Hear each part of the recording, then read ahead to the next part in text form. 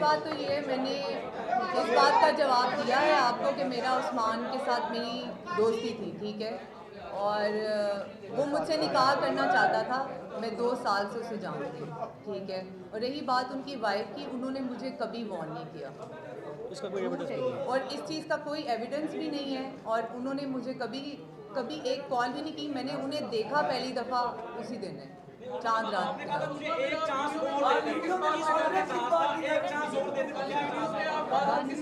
वो उन्होंने मेरे ऊपर गन रखी हुई थी, इसीलिए मैं उन्हें कह रही थी कि मुझे एक चांस और दे दे प्लीज़, आप मुझे माफ़ कर दें। ऐसा कोई वाकया पहले नहीं हुआ। वो चांस देने से मुराद ये होती है कि जब आपकी जान जा रही हो तो आप कहते हैं कि अगर आपको ये एतराज़ है मेरे के साथ रिलेशनशिप है तो मैं नहीं, ऐसा कोई नहीं है। वो चांस की बात सिर्फ इस वजह से है, मैं कर लेता हूँ, नहीं मैं, अगर चांस की बात सिर्फ इसीलिए है कि अगर आपको इस रिलेशनशिप पे एतराज़ है तो रिलेशनशिप नहीं रखा जाए भाई, वो भी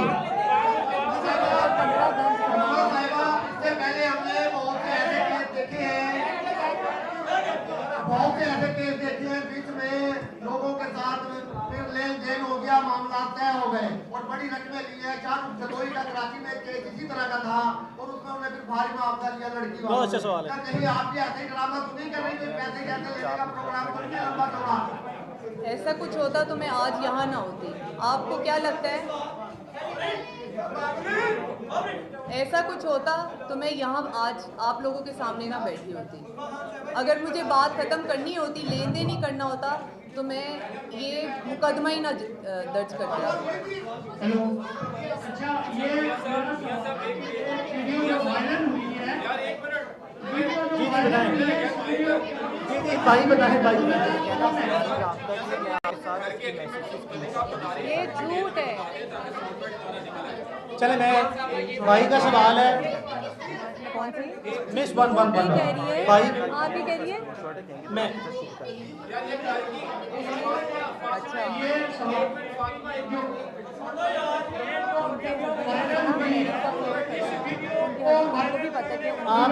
आपका सवाल है घर की किराएदारी से मुतल्लिका। मैं बता देता हूँ, घर का एड्रेस मैं आपके सामने रख रहा हूँ, आपके सामने घर का एग्रीमेंट भी मैं जो सा वो आपको बाद में कॉपी करा के दे दूंगा। घर का किरायानामा है बाबर नसीम के नाम पे, वो उस्मा के पुराने दोस्त हैं। उस्मा यहाँ पे काफ़ी अरसे से रह रही हैं। बाबर नसीम का कोई ताल्लुक वास्ता नहीं है उस्मान मलिक से या उसके किसी लेने देने से। इस घर पे पुराना पोजेशन जो सा है वो उस्मा का ही है। चंद चीज़ें जो मैं आपको बताना चाहता हूँ, देखें इस वकूए के 2 विक्टिम हैं, विक्टिम तो बहुत से हैं। इस विक्टिम जो सा सबसे पहले उस्मा और इसकी बहन है।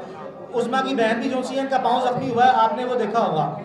दूसरा विक्टिम जो सा मलिक रियाज खुद हैं इसके।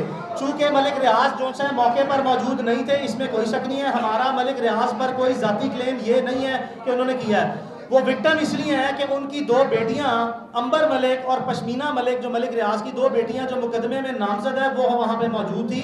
तो हमारी तरह इस वकूए के मलिक रियाज ज़ाती तौर पर ख़ुद भी विक्टिम है, लेकिन हम मलिक रियाज के विक्टिम कुदरती तौर पर बन जाते हैं कि वो पाकिस्तान की एक इन्फ्लुएंशियल जो सा शख्सियत माने और जाने जाते हैं।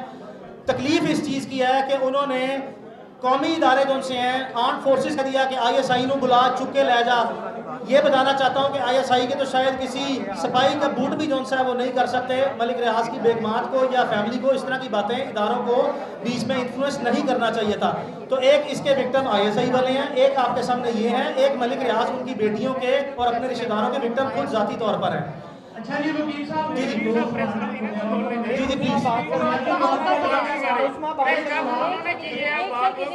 एक उस्मा बात करना चाहती है, एक उस्मा बात करना चाहती है।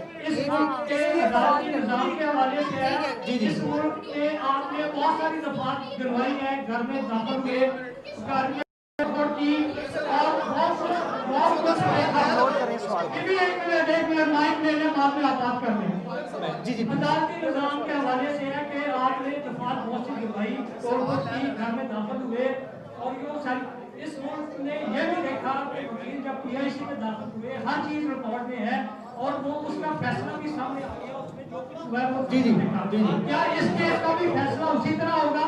दूसरा सवाल ये है कि उस वीडियो को किसने बनाया आप उसका नाम क्यों नहीं लेते? उस वीडियो को वायरल किसने किया? ये मुमकिन नहीं है।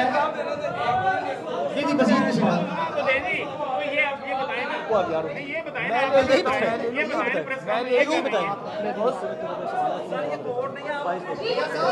उस्मा एक बात करना चाह रही है।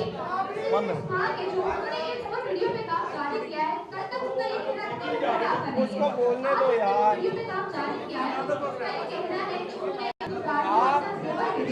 और वो सारी चीजें जो वो बेच के रही है वो उनके शोहर आपके नाम करते रहे हैं, आपको देते रहे हैं। इस वीडियो में उनके इस्तेमाल में किस हद तक कहाँ पे है सब कुछ? सब कहाँ पे है? उनको भी पता है कि ऐसी बात नहीं है। अगर कोई ऐसी बात है तो वो अपना मुकदमा अपने खामन के खिलाफ दर्ज कराएं, अपने खामन के खिलाफ मुकदमा दर्ज कराएं कि जो उनकी मलकियत थी उनकी इमारत में खयानत करते रहे। आप कर लेते हैं ना, इनको ना लेकर आते, आप कर लेते हैं। बहुत बड़ी बात है। आप तो प्रेस कॉन्फ्रेंस कर रहे हैं, वो कर ही नहीं, बोल ही रहे जिनके साथ वाकया हुआ है। बोलो वकील साहब नहीं बोलने दे रहे, कंफर्म नहीं कर वकील साहब नहीं बोलने दे रहे। उन्हें अगर लगता है कि वो ऐसी बात करके और इस तरह की बात करके वो सही साबित हो जाएंगे तो ऐसा तो मुमकिन नहीं है। जो उन्होंने किया है उस चीज़ का उन्हें मुझे जवाब देना पड़ेगा कि उन्होंने ये मेरे साथ क्यों किया। और एक बात उस्मान मलिक की, उस्मान मलिक अभी तक मुझे मैसेजेस कर रहे हैं और कॉल्स कर रहे हैं। आप कितना किराया दे रहे हैं बाबर साहब को? अच्छा वो बता दो, मैसेज वाली बात कर दो। कितना किराया दे रहे हैं बाबर साहब को? उनका सवाल बाबर साहब को कितना किराया दे? उनका और सवाल एक बात मैं प्रूव करूँगी कि उस्मान की कॉल्स, डिटेल्स और मैसेजेस अभी भी मेरे पास हैं और मुझे वो कॉल्स कर रहे हैं। कितना किराया दे रहे हैं बाबर साहब को? मैडम आप कितना किराया दे रहे हैं बाबर साहब को? सवाल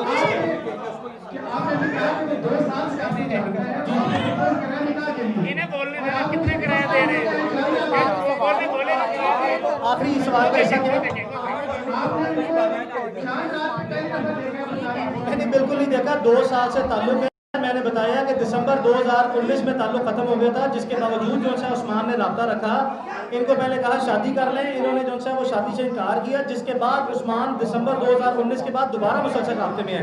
और दूसरी बात ये जो कह रही है, आज इस वक्त जब हम आपके पास बैठे हैं, कल के वकूए के बाद इस वक्त भी इनके मोबाइल में जो है सारा डाटा मौजूद है, जो कि सबूत जो है कंसिडर होता है कि उस्मान अभी भी इस वक्त भी जो है राब्ते में मौजूद है। हमारे पास उसकी कॉल और मैसेज सेव है।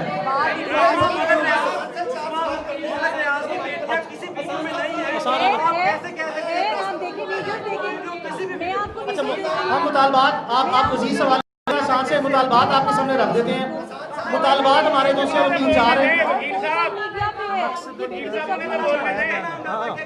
हमारे 3-4 मुतालबात हैं। हमारा सबसे पहला मुतालबा ये है, हमें सबसे पहला हमारे मुतालबा सुन लें फिर उससे सवाल करें। हमारा सबसे पहला मुतालबा जो है वो ये है कि हमें सिक्योरिटी जो है मुहैया की जाए फिल फॉर। इसमें कोई शक नहीं है कि हमारी जान को लाजमन खतरा है।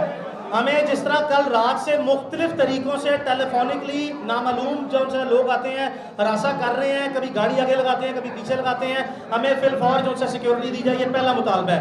हमारा दूसरा मुतालबा ये है कि कम अज़ कम तफ्तीश जो है वो DIG इन्वेस्टिगेशन लाहौर की ज़ाती सरबराही में हो और उसके 2 न्यूट्रल मेंबर जो से हैं जो लाहौर डिस्ट्रिक्ट से ना हो, वो भी जो है वो लिए जाए। ये हमारा दूसरा मुतालबा है।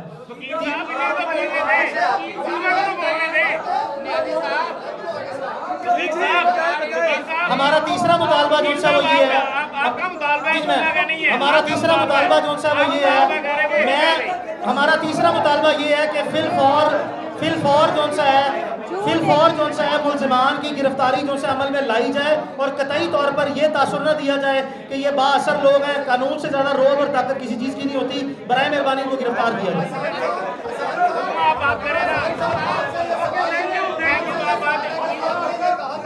आपने ये कहा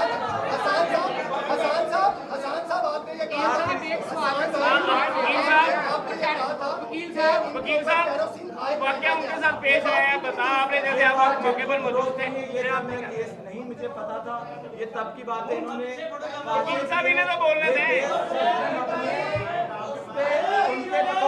उनके बकौल उन्होंने शराब फेंकी थी और हमारे बकौल वो शराब नहीं थी। इन्वेस्टिगेशन में हम चाहते हैं कि हमारा क्या है, उन्होंने जलाने की कोशिश की, लेकिन क्योंकि हमारे पास वाज़ेह सबूत नहीं, हमने सच और हक पे केस लड़ने में एक आपसे और FIR में भी शामिल नहीं है। आपको एक रिक्वेस्ट दे रहा हूँ, आप में से किसी ने कहा था कि उन्होंने आपको अप्रोच किया, उस्मा बेचारी बोल रही थी, आवाज नहीं, उसने एक बात की जो आपने सुनी नहीं। उस्मा के पास मैसेज उस्मा ने तो एक बात भी नहीं की, सब आप बोल रहे हैं। आप उस्मा ने प्रेस कॉन्फ्रेंस नहीं की, वकील साहब प्रेस कॉन्फ्रेंस कर रहे हैं, आप ही प्रेस कॉन्फ्रेंस कर देते, आप ही प्रेस कॉन्फ्रेंस कर लेते, उनका नाम लेकर कर लेते। आपको पता नहीं कि ये प्रेस कॉन्फ्रेंस की बड़ी प्लानिंग है।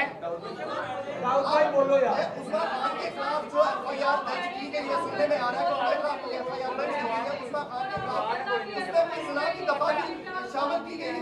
हमारे इनमें कोई ऐसी FIR नहीं है। न्याजी साहब का बात वकील साहब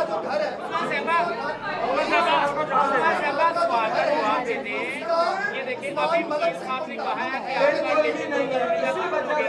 और आपको वीडियो धमकियां देगा आया उस वक्त आपने कोई एप्लीकेशन थाने में दी या CCTV बहुत बहुत शुक्रिया। इस बारे से भी जरा बताएं आप।